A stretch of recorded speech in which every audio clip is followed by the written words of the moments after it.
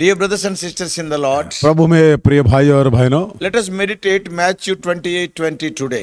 आज हम मत्ती सुसमाचार 28 अध्याय के 20 वचन पर मनन करेंगे। The verse says, Lo, I am with you always, even unto the end of the world. और ये वचन में ऐसा लिखा है, और देखो मैं जगत के अंत तक सदा तुम्हारे संग रहूंगा। Now Lord Jesus Christ's death, burial and resurrection is over. अभी प्रभु यीशु मसीह के मरने और गाड़े जाने फिर जी उठना हो गया है। Now the risen Lord Jesus Christ, before his ascension, is speaking to the disciples. अब जी उठा परमेश्वर वो उठाए जाने से पहले और ये बातें अपने चेलों से बोलता है। So as Christians, we are not following a dead martyr, a risen again Lord.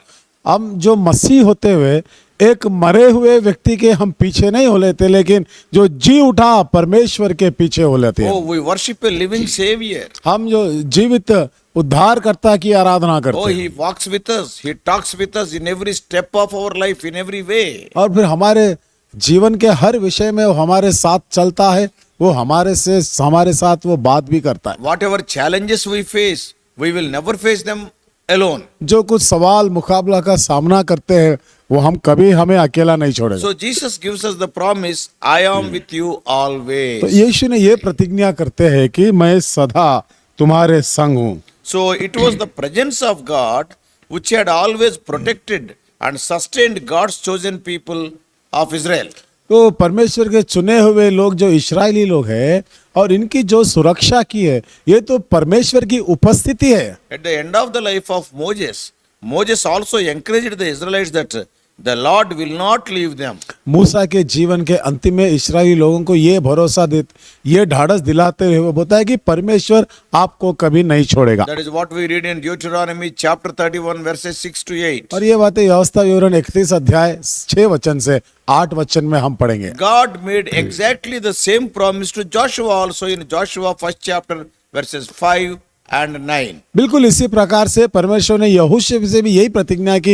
यहोशू के पहले अध्याय 5 और 8 वचन में भी लिखा है और 9 वचन में लिखा। When King Solomon dedicated the Lord's temple, जिस समय सुलेमान राजा ने परमेश्वर के मंदिर को प्रतिष्ठित किया we था, all know during the days of Solomon the temple was built in Jerusalem, Suleman के दिनों में यरूशलेम में मंदिर बनाया गया था and he prayed a very inspiring prayer. और ये बहुत ही प्रोत्साहन दिलाने वाली प्रार्थना की He है asked God not to leave them. और परमेश्वर से ये प्रार्थना की है कि प्रभु कभी आप हमको नहीं We छोड़ना can है। read that in 1 Kings 8 chapter verses 52 to 58. पहला राजा के 8 अध्याय के 52 वचन से हम 98 वचन तक इन बात को पढ़ सकते हैं। Time and again the prophets encouraged the Israelites with the promise that God is with them. बार बार भविष्यवक्ता ने इस्राएलियों को ये ढाढ़स दिलाते हैं कि परमेश्वर आपको कभी नहीं छोड़ेगा। Isaiah 43 verses 1 and 2. यशायाह की पुस्तक हम 43 अध्याय के पहले और दूसरे वचन में It is a पढ़ते very हैं। famous verses are there. ये महत्व देने वाले वचन है There the prophet says, और ये जो भविष्यवक्ता है कहते he हैं is writing like this. और इस प्रकार से वो लिखते हैं। Isaiah 43 1 and 2. और यशायाह की पुस्तक 43 पहला और दूसरा वचन। But now this is what the Lord says, He who created you, O Jacob, He who formed you, O Israel, fear not, for I have redeemed you. I have summoned you by name. You are mine. When you pass through the waters, I'll be with you. And when you pass through the rivers, they will not sweep over you.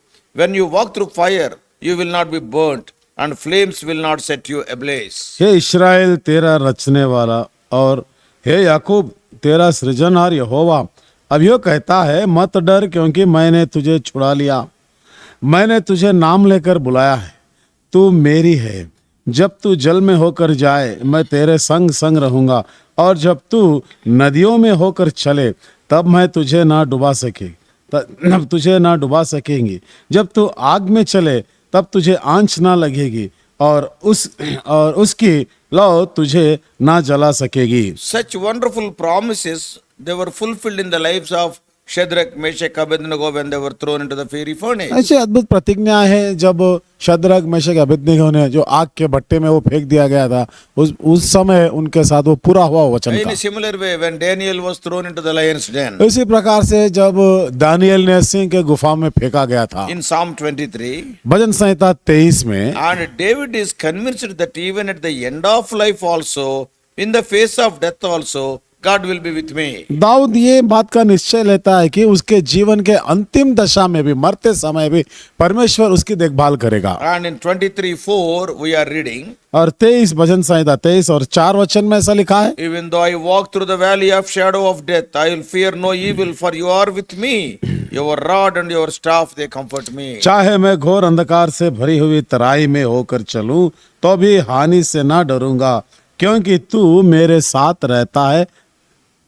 These were the promises God made to his people. ये जो प्रतिज्ञा है परमेश्वर अपने लोगों के साथ किया है। So through thousands of years, the God's people knew these blessings of God's presence with them. हजारों वर्ष से लेकर परमेश्वर के लोग ये जानते हैं कि उसकी प्रतिज्ञाएं या फिर उसकी उपस्थिति उनके संग संग रहती। Oh, when God was with them, they were protected, they were guided. जब परमेश्वर उनके साथ था वो बचाए गए हैं और वो अगुवाई में थे। Because these promises are written in the Word of God. और ये जो प्रतिज्ञाएं हैं जो परमेश्वर के वचन में लिखी है, So इसीलिए God still makes these same promises to us also today. परमेश्वर आज के दिन हमारे साथ भी ये प्रतिज्ञाएं मानते हैं। That's why we sing the Bible chorus always. इसीलिए हम बाइबल के कोरस को गाते हैं हमेशा। Oh, by lifting up our Bibles in many meetings, every promise in the book is mine. हम जब हर प्रकार की मीटिंग में बाइबल को हम ऊंचा उठाकर ये गीत गाते हैं और वचन के बाइबल के हर एक प्रतिज्ञाएं मेरी है। So in our reading, Jesus promises those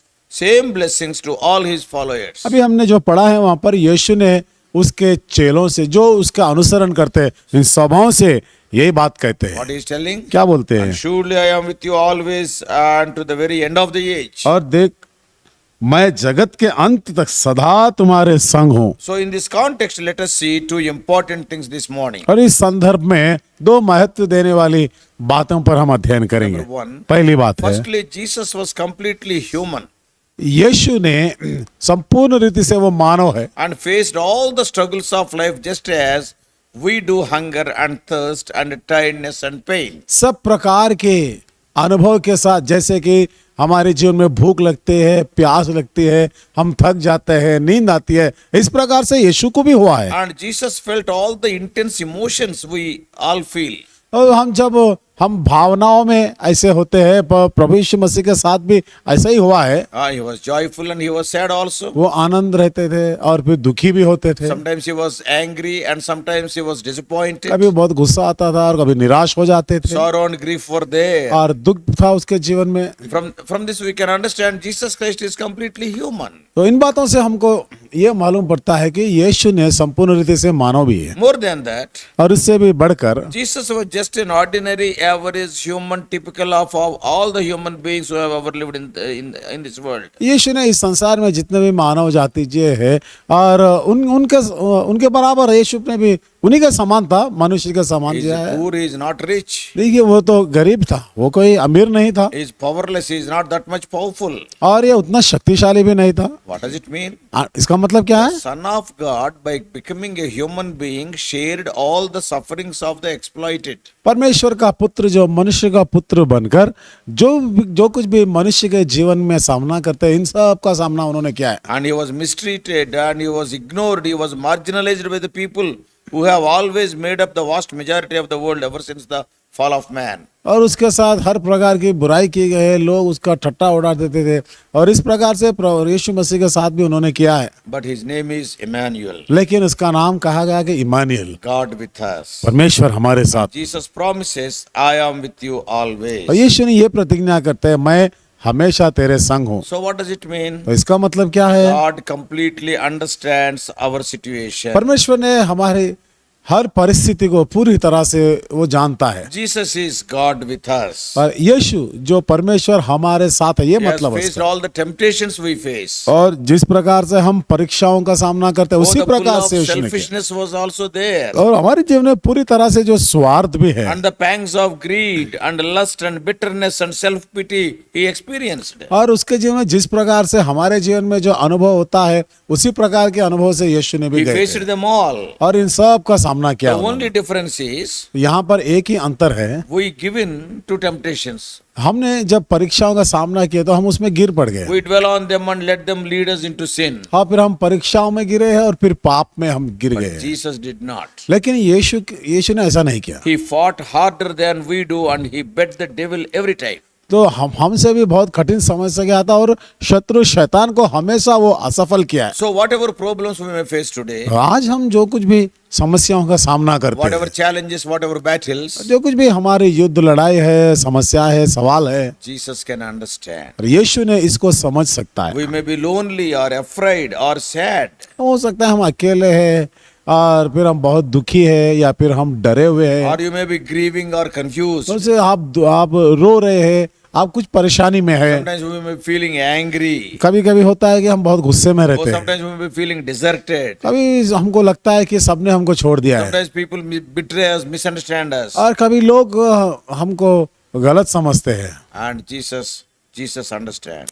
लेकिन यीशु ने इन सबको समझते हैं, That's why he is able to help us. इसीलिए वो हमारी सहायता भी कर सकता है। Jesus is with us always to the end of the age. तो यीशु हमेशा हमारे संग रहता है, अंत तक वो हमारे संग रहता है। Now the second side of the coin now. अब हम दूसरे तरफ देखें, And secondly, Jesus is completely God. दूसरी बात है यीशु ने संपूर्ण रीति से परमेश्वर है। This means और इसका मतलब ये it is है, God who is with us always. ये जो परमेश्वर हमारे हमेशा हमारे संग रहने वाला, God is with us to the end of the age. और परमेश्वर ने सदा हमारे साथ रहता है। God the Son, the second person of the Holy Trinity is with us. और फिर जो परमेश्वर का पुत्र जो त्रित्व में वो दूसरे नंबर में आता है, वो हमारे साथ है। He is the Almighty God. वो सर्वशक्तिमान He is all-knowing परमेश्वर, God. वो सब कुछ जानता He है, is ever present God with us. और वो हमेशा हमारे साथ रहने वाला He is परमेश्वर, everywhere, all the time. और वो हमेशा हर समय पर हर जगह पर रहने वाला, Oh, He is an eternal God. और वो अनंत काल का And He is परमेश्वर, holy and perfect God. He is with us. और वो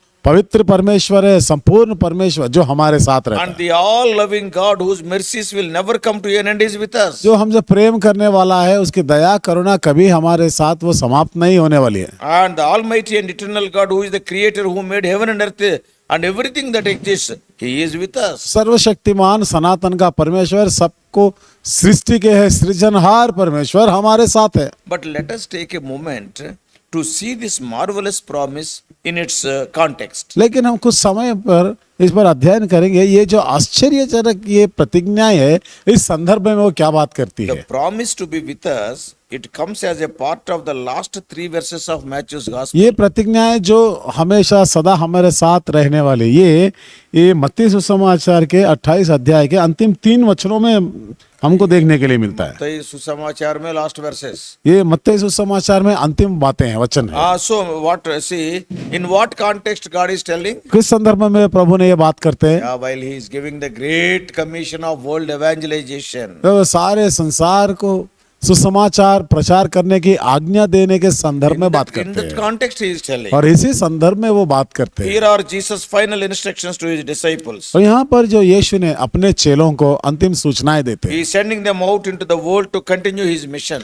और भी संसार में अपनी सेवा को लगातार आगे बढ़ाने की आज्ञा देते हैं। Jesus is promising to be with all His disciples forever and in every situation. यीशु ने अपने चेलों से ये प्रतिज्ञा करते हैं कि हर समय हर प्रकार के समस्याओं में मैं अंत तक तुम्हारे साथ रहूंगा। But particularly in the context of the Great Commission, as we are going out and making disciples of all nations. लेकिन यहाँ पर विशेष रूप से ये संदर्भ में जो हम सारे संसार में जाए, सुसमाचार प्रचार करें और सबको चेले बनाए, And the one who is promising to be with us is none less than the Lord Jesus Christ, King of Kings and Lord of जो Lords. हमारे साथ रहने की ये जो प्रतिज्ञा की है वो और कोई नहीं है, लेकिन वो जो राजाओं का राजा, प्रभुओं का प्रभु, महान परमेश्वर He is स्वयं, the one who takes the highest place in all of the creation. और सारी सृष्टि में ऊंचे स्थान को लिया हुआ है, And He is the one whose name is greater than any other name. और उसका नाम हर एक नाम से वो महान है, ऊंचा है। Oh, as we read in Philippians chapter 2, जैसे हम फिलिपियों की पत्री दूसरे अध्याय में पढ़ते हैं, and every knee must bow at His name.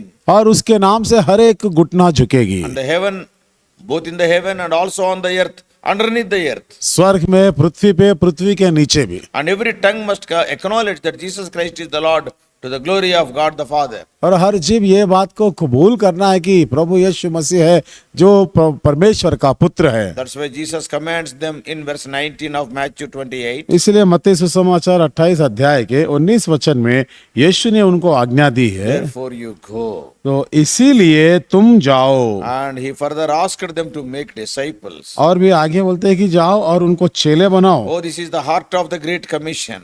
ये है जो main महान, important thing. ये जो महान आज्ञा का ये महत्व देने वाली बात Oh, है। this is the heart of the task Jesus has entrusted to his church, that is to making disciples. ये जो परमेश्वर ने अपने कलीसिया को भी आज्ञा दी है, महत्व देने वाली आज्ञा So कि it's- आप जाओ चेले बनाओ। It's followed by two more participles, that is baptizing and teaching. दो और बातें भी यहाँ पर है, बपतिस्मा भी देना है और उनको सिखाना, शिक्षा भी देना है। So these things describe the way in which we are to go about making disciples. और ये बातें हमको ये बताती है, इस प्रकार से हम आगे बढ़ते जाए और चेला बनाए। Disciple making is the main task of the church today. आज के दिन मंडली का मुख्य कर्तव्य ये है कि चेला बनाओ। It is the responsibility to be shared by all Christians. और ये तो जिम्मेदारी सारे मसीह के लोगों के लिए है। Help other people to put their trust in Jesus Christ. और जो लोग आगे के लोग हैं, हर एक व्यक्ति ने यीशु पर विश्वास या भरोसा रखने में आप उनकी सहायता करना Encourage the है other people to follow Jesus. और लोग यीशु के पीछे होने के लिए प्रोत्साहन देना So है। making disciples has never been easy. It is not तो easy ये जो task. चेला बनाना ये जो उतना आसान काम नहीं है। Being witnesses for Christ मसीह की गवाही बन के and रहना also ambassadors for Christ has never been easy in this world, because this world has rejected God. और ये संसार में ऐसा रहना ये कोई आसानी काम नहीं, क्योंकि संसार ने उसको ठुकरा दिया था। That's why let us just remember that it is in the context of Great Commission that Jesus made this wonderful promise. इसलिए हम याद रखेंगे जो संदर्भ महत्व देने वाले संदर्भ है, जो सुसमाचार सारे संसार में प्रचार करने के, उस संदर्भ में उन्होंने कहा, इसलिए नहीं बोलना है। Surely I am with you always. और वो कहता है कि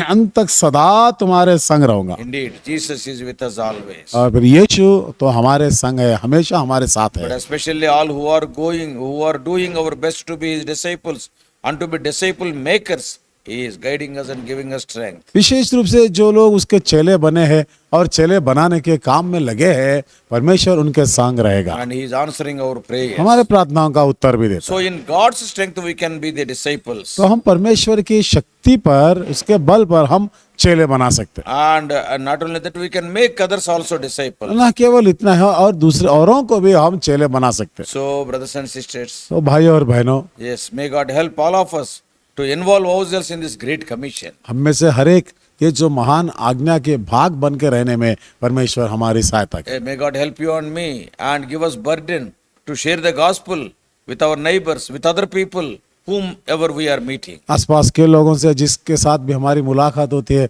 उनके साथ सुसमाचार बांटने में परमेश्वर हम सबों की सहायता करे। Say a word about the saving power of Christ. जो परमेश्वर की बात, उसकी आवाज, उसकी वचन है जो हमको उद्धार देने वाली है, ये बातें उनसे बोलना है। Oh, God will be with you. परमेश्वर तुम्हारे साथ You रहेगा। can enjoy the presence of God to the maximum when you go for gospel work. जब आप सुसमाचार की सेवा में जाते हैं, परमेश्वर की अधिक शक्ति को आप प्राप्त कर सकते। Let us pray. प्रार्थना करें। Loving Heavenly Father, हमारे प्रेमी स्वर्गीय पिता, after your resurrection as a risen Savior, Thou hast given us this wonderful promise. पुनरुत्थान होने के बाद में जी उठने वाला उद्धार करता प्रभु यीशु मसीह ये बातें हमसे कहते हैं। Oh, you are telling, I'll be with you. मैं तुम्हारे संग रहूंगा, ये बात बोलते हैं। Especially in the context of, oh Lord, the gospel work. विशेष रूप से सुसमाचार की सेवा के संदर्भ में ये बात कहते हैं। Help us, oh Lord, to claim this promise and, oh Lord, enjoy thy presence and, oh Lord, fulfill thy commission. कि प्रतिज्ञा को अपनाते हुए प्रभु आपकी उपस्थिति का अनुभव लेते हुए ये आज्ञा को हम पूरी करने में सहायता Oh करें। Lord, you are with us, oh Lord, unto the end of the age. और प्रभु इस संसार के अंत तक आप हमारे संग हैं Speak to us more and more. और भी अधिक तरह से हमसे बात करें Give us more and more burden for the world evangelization. और सारे संसार में सुसमाचार प्रचार करने के बोझ को दीजिए। In Jesus' precious name we pray. यीशु मसीह के बहुमूल्य नाम से इस प्रार्थना को मांगते हैं, आमीन। परमेश्वर आप सबको आशीष दे। और भी अधिक आत्मिक संदेशों के लिए John Victor Hindi messages channel को सब्सक्राइब कीजिए।